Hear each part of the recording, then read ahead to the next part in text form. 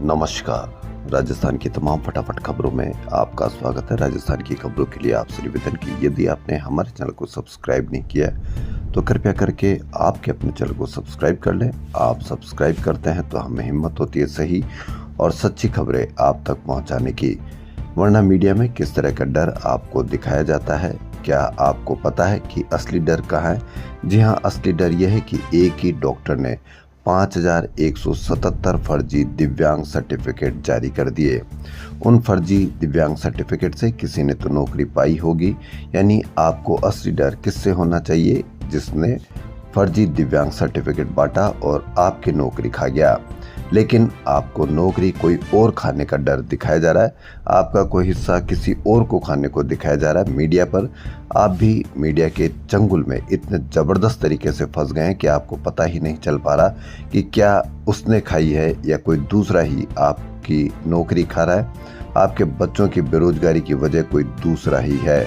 लेकिन दिन भर शाम को होते ही मीडिया इस तरह से हिंदू मुस्लिम करने लगता है कि आपको पता ही नहीं चलेगा कि असली डर आपको कहां होने जा रहा है। जी हां, भास्कर की बड़ी खबर।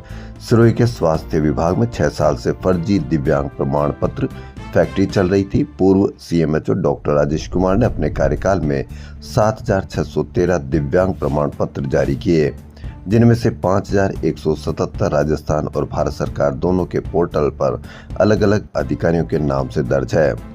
राजस्थान पोर्टल पर यह प्रमाण पत्र डॉक्टर राजेश के नाम से, जबकि केंद्र के पोर्टल पर पूर्व सीएमएचओ डॉक्टर सुशील कुमार परमार के डिजिटल सिग्नेचर है।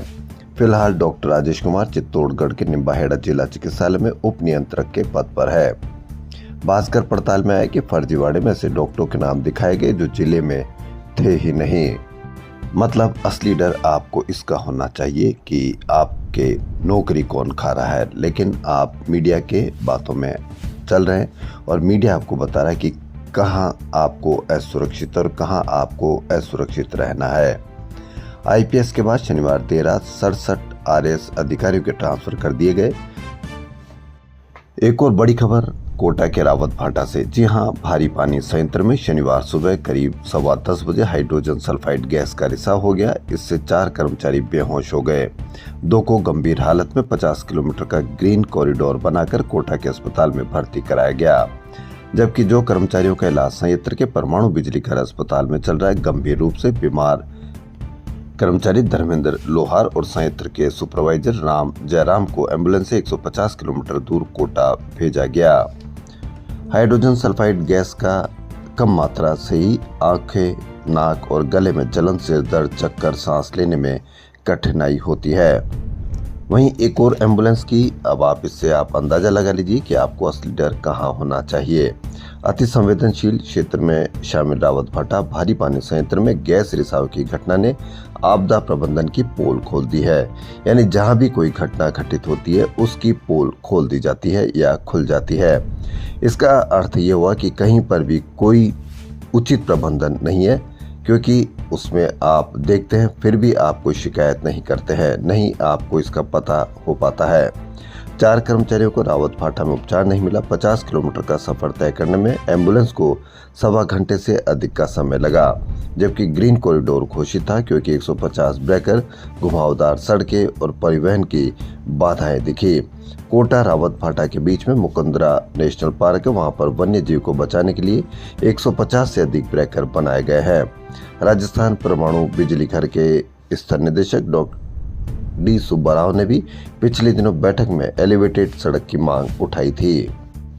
राजस्थान में कांग्रेस सरकार में रजिस्टर्ड उपभोक्ता को ही 150 यूनिट फ्री बिजली स्कीम का फायदा मिलेगा। इस स्कीम में फ्री बिजली नहीं होगी, बल्कि 1.1 केवी का सोलर प्लांट लगाने के लिए मुख्यमंत्री निःशुल्क बिजली योजना के लाभार्थियों को पीएम सूर्य घर योजना से जोड़ा जाएगा।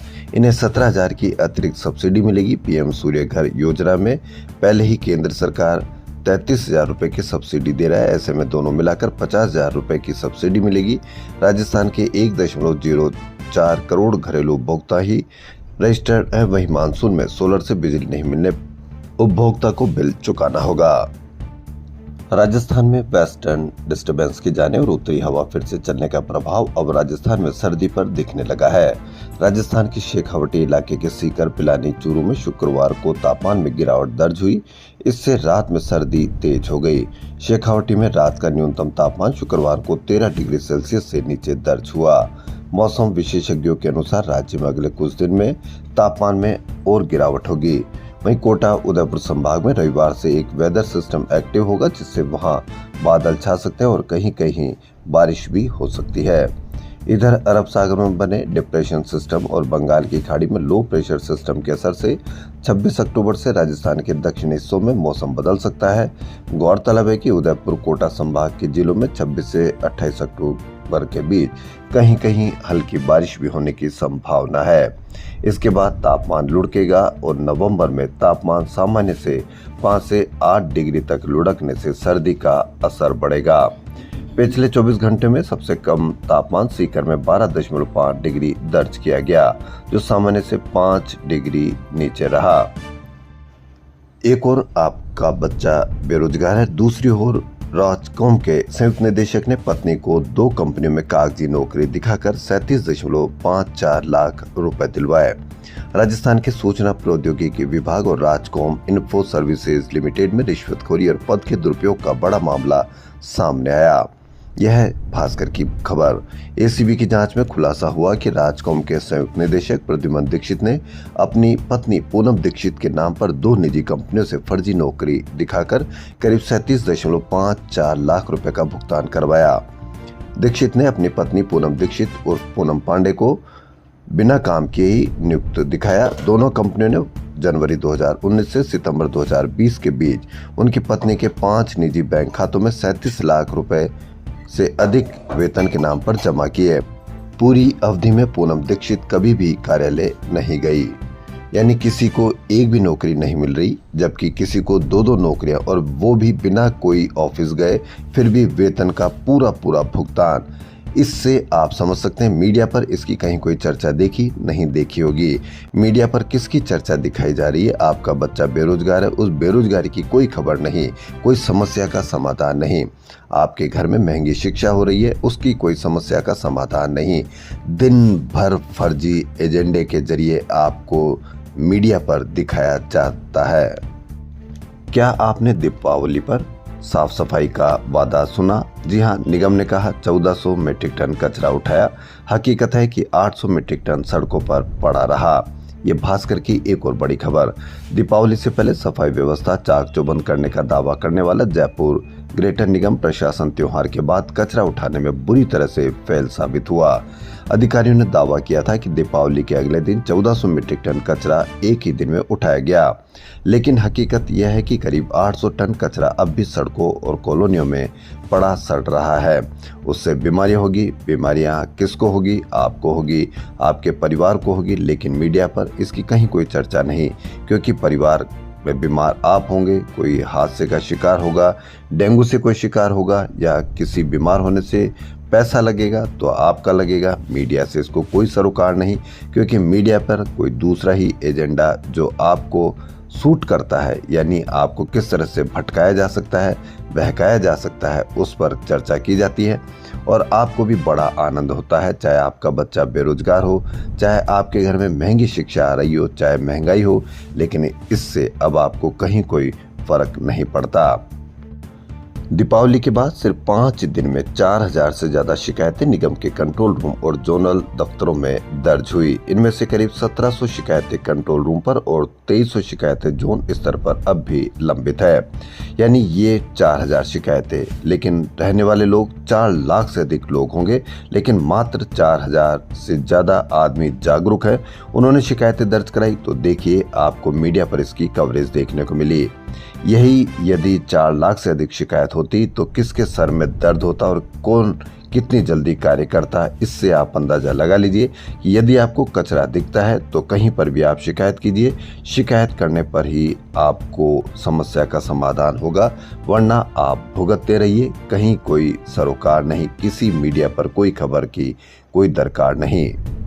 सरकारी स्कूलों में बांटे जाने वाला दूध पाउडर मावा फैक्ट्री को 160-200 रुपए के भाव से बेचने वाले तीनों शिक्षकों को निलंबित कर दिया गया। वहीं उदयपुर में सराय की तलाई में दोपहर 4 बच्चे डूब गए। इनमें 3 सगे भाई बहन और एक अन्य बालक था। नहाए खाए के साथ छठ का पर्व शुरू हो गया है। आज खरना 36 घंटे का निर्जला व्रत करेंगे छठ पूजने वाले। श्री माताजी निर्मला देवी ट्रस्ट की ओर से शनिवार को Mansarovar BT road housing board ground में अंतर्राष्ट्रीय सर्वधर्म सामूहिक विवाह सम्मेलन में 30 जोड़े परिणय सूत्र में बंधे। विभिन्न प्रदेशों सहित 6 विदेशी जोड़ों ने हिंदू रीति रिवाज से 7 फेरे लिए। राजस्थान अकाउंट एसोसिएशन के रविवार को कृषि अनुसंधान केंद्र दुर्गापुरा में चुनाव हुए। निर्वाचन अधिकारी ललित कुमार नागरवाल ने बताया कि 280 में से 266 मतदाताओं ने वोट दिया। प्रदेश अध्यक्ष पद पर लालचंद यादव निर्वाचित घोषित हुए। आपके बच्चों के नंबर सही आते हैं या नहीं आते हैं, इसको आप पता भी नहीं कर सकते। 44,000 विद्यार्थियों ने पुनर्मूल्यांकन के लिए आवेदन किया। 12,000 के अंकों में बदलाव, यानी 25% से अधिक लोगों के बच्चों के विद्यार्थियों के नंबर में बदलाव हुए। 12,000 के अंकों में बदलाव अर्थ यह हुआ कि 12,000 की कॉपियां सही तरीके से जांची ही नहीं गई। राजस्थान माध्यमिक शिक्षा बोर्ड की परीक्षाओं की उत्तर पुस्तिकाओं की जांच में शिक्षकों की गंभीर लापरवाही सामने आई। इस साल 10वीं और 12वीं की परीक्षाओं के 44,166 विद्यार्थियों ने पुनर्मूल्यांकन के लिए आवेदन किया था। इनमें से 11,845 विद्यार्थियों के अंकों में बदलाव हुआ। इतनी बड़ी संख्या में अंकों में बदलाव को बोर्ड ने गंभीर माना। बोर्ड ने गंभीर मानने से कुछ नहीं होता। आम जनता के बच्चों पर किस तरह का इसका असर होता, यह आप भली भांति समझ सकते हैं। अब ऐसे शिक्षकों की सूची बनाई जा रही है जिनको उत्तर पुस्तिकाओं में पुनर्मूल्यांकन में अधिक बदलाव हुआ है। सूची बनाने पर क्या होगा, किस पर कितना असर होगा, किस पर कितनी बड़ी कार्रवाई होगी, यह आप भली भांति जानते हैं। इसको कमेंट करके अवश्य बताएं। राजस्थान में 2 साल की अवधि के पैरामेडिकल कोर्सेज में प्रवेश लेने वालों के लिए राहत वाली खबर। Rajasthan state allied and health care council की ओर से सत्र 2025-26 में पैरामेडिकल कोर्सेज की काउंसलिंग में ऑनलाइन आवेदन 27 अक्टूबर तक अब कर सकते हैं। सचिवालय में शनिवार को उप मुख्यमंत्री दिया कुमारी की अध्यक्षता में जयपुर व्यापार महासंघ के पदाधिकारियों के साथ बैठक हुई। डिप्टी सीएम दिया कुमारी ने सुनी व्यापारियों की समस्याएं। नाइट बाजार विकसित करने का निर्णय लिया गया। कुमार समाज का परिचय सम्मेलन और दीपावली स्नेह मिलन। आज प्रजापति समाज सेवा संस्थान की ओर से कुमार समाज का दूसरा प्रदेश स्तरीय युवक युवती परिचय सम्मेलन एवं दीपावली स्नेह मिलन समारोह 26 अक्टूबर को महाराणा प्रताप ऑडिटोरियम कृषि अनुसंधान केंद्र दुर्गापुरा जयपुर में आयोजित होगा। राजस्थान में कांग्रेस आलाकमान की तरफ से पार्टी के 85 जिलों में कराई गई जिला अध्यक्ष पद की रायशुमारी के लिफाफे दिल्ली में खुले तो चौंकाने वाले नाम सामने आए। पार्टी के 49 वर्तमान और पूर्व विधायक मंत्रियों ने जिला अध्यक्ष बनने में रुचि दिखाई। ऐसा पहली बार देखा जा रहा है कि 3 पूर्व मंत्री, 22 वर्तमान विधायक और 24 पूर्व विधायक जिले की कमान संभालना चाहते हैं। अब नवंबर में हर जिले के लिए 6-6 के पैनल में से एक जिला अध्यक्ष की घोषणा होगी तो सामने आएगा कि पार्टी ने किसके हाथों में कमान सौंपी है। राजस्थान में 30 केंद्रीय पर्यवेक्षकों द्वारा रायशुमारी के बाद 6-6 के पैनल हर जिले के लिए तैयार किए गए। इन पैनल की स्क्रीनिंग चल रही है। जल्द ही अंतिम सूची राहुल गांधी के पास मंजूरी के लिए भेजी जाएगी। माना जा रहा है कि 30 अक्टूबर या नवंबर 2025 के पहले सप्ताह तक जिला अध्यक्षों की घोषणा हो सकती है। 12 और झालावाड़ जिलों के पैनल उपचुनाव के कारण अभी तैयार नहीं किए गए और इनका चयन उपचुनाव के बाद होगा। राहुल गांधी अब एक कदम पर पूरी नजर रखे हुए, यानी जिला अध्यक्षों की नियुक्ति भी राहुल गांधी करेंगे। पूर्व सीएम अशोक गहलोत ने दोबारा बिहार चुनाव के लिए पटना जाने से पहले राज्य की भाजपा सरकार पर सियासी हमला किया। उन्होंने कहा कि भाजपा के कार्यकाल में भ्रष्टाचार एक दीमक की तरह फैल चुका है। ऐसी कोई जगह नहीं बची जहां करप्शन न हो। हर योजना में फर्जीवाड़ा हो रहा है। अंता विधानसभा के उपचुनाव में निर्दलीय प्रत्याशी नरेश मीणा का चुनाव प्रचार का एक वीडियो वायरल हो। वीडियो में नरेश मीणा एक युवक से गाली गलौज करते दिख रहे। मामला खान की झोपड़िया गांव का बताया जा रहा है। निर्दलीय प्रत्याशी नरेश मीणा शुक्रवार रात गांव में एक मंदिर के पास ग्रामीणों को संबोधित कर रहे थे। इस दौरान उन्होंने ग्रामीणों से पूछा कि आप लोग मुझसे क्या उम्मीद रखते हो। तभी मीणा भड़क गए और गाली गलौज करने लगे। राजकीय कार्य में लापरवाही, अनुशासनहीनता एवं भ्रष्टाचार के दोषी कार्मिकों के विरुद्ध निरंतर सख्त कार्रवाई की जा रही है। राजकीय सेवाओं में अनुशासन लाने और ईमानदारी को सर्वोपरि स्थान सुनिश्चित करने के लिए राज्य सरकार ने पौने 2 वर्ष में 210 कार्मिकों के विरुद्ध विभिन्न अनुशासनात्मक एक्शन लिया। राज्य सरकार ने 20 माह के कार्यकाल में आपराधिक प्रकरणों में कार्रवाई करते हुए भारतीय प्रशासनिक सेवा एवं राज्य सेवा के 66 अधिकारियों को निलंबित किया है। 12 जिले की अंता विधानसभा सीट पर हो रहे उपचुनाव का मुकाबला रोचक होता जा रहा है। एक तरफ निर्दलीय नामांकन भरने वाले बीजेपी के पूर्व विधायक रामपाल मेघवाल ने नाम वापसी की घोषणा कर बीजेपी खेमे को राहत दी है। वहीं दूसरी तरफ कांग्रेस ने अंता में चुनाव प्रचार के लिए 36 नेताओं को जिम्मेदारी दी है। हिंडोली विधायक अशोक चांदना को चुनाव प्रभारी बनाया गया है। सरकारी स्कूलों में घटिया क्वालिटी का निर्माण करने की शिकायत के बाद अब शिक्षा विभाग सख्त एक्शन लेने की तैयारी में है। शिक्षा मंत्री मदन दिलावर ने इस पूरे मामले के लिए जांच कमेटी का गठन किया है। साथ ही इस मामले में दोषी अधिकारियों के खिलाफ कार्रवाई के आदेश भी दिए हैं। पुष्कर के रेतीले नए मेला मैदान में पशुओं की मंडी सजकर तैयार हो गई। बीते 10 दिनों से मेले में पशु व पशुपालकों के आने का सिलसिला जारी है तथा अब पशु खरीदने के लिए व्यापारी भी पहुंचने लगे हैं। अभी तक सबसे अधिक ऊँट आए हैं, जबकि घोड़े घोड़ियां खरीदने के लिए व्यापारी ज्यादा आए हैं। व्यापारी पशुओं की नस्ल, कद, काठी आदि देखकर मोल भाव कर रहे हैं। जोधपुर के महात्मा गांधी अस्पताल ने शुक्रवार को 40% झुलसी प्रसूता का प्रसव कराया। धड़कन तेज के साथ जन्मे मेल नवजात को अस्पताल से परिजनों के साथ मोटरसाइकिल पर रवाना कर दिया गया। इस संवेदनहीनता से उपचार करने वाले जिम्मेदारों ने प्रसव के बाद ही अपना पल्ला झाड़ लिया। 40% झुलसी महिला की डिलीवरी के बाद बिना एम्बुलेंस कर दिया नवजात को रेफर।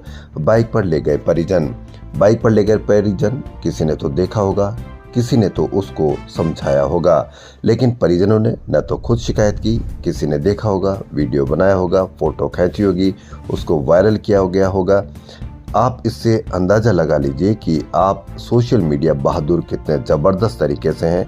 आपको बताया जाता है कि किस तरह से आपका हक छीना जा रहा है, किस तरह से आपका बच्चों का भविष्य असुरक्षित किया जा रहा है, तो आप सोशल मीडिया पर जबरदस्त तरीके से उसकी कवरेज करते हैं और वायरल करते हैं, जबकि आपको असली वायरल इनका करना चाहिए कि किस तरह से कोई एम्बुलेंस के होते हुए भी कैसे बाइक पर परिजन लेकर जा सकते हैं। लेकिन आप लगे रहिए मीडिया की बातों में, क्योंकि आपको वही सूट करता है। राजस्थान की खबरों में फिलहाल इतना ही। यदि आपको राजस्थान की खबरें पसंद आ रही तो आपके अपने चैनल को सब्सक्राइब कर लें। धन्यवाद।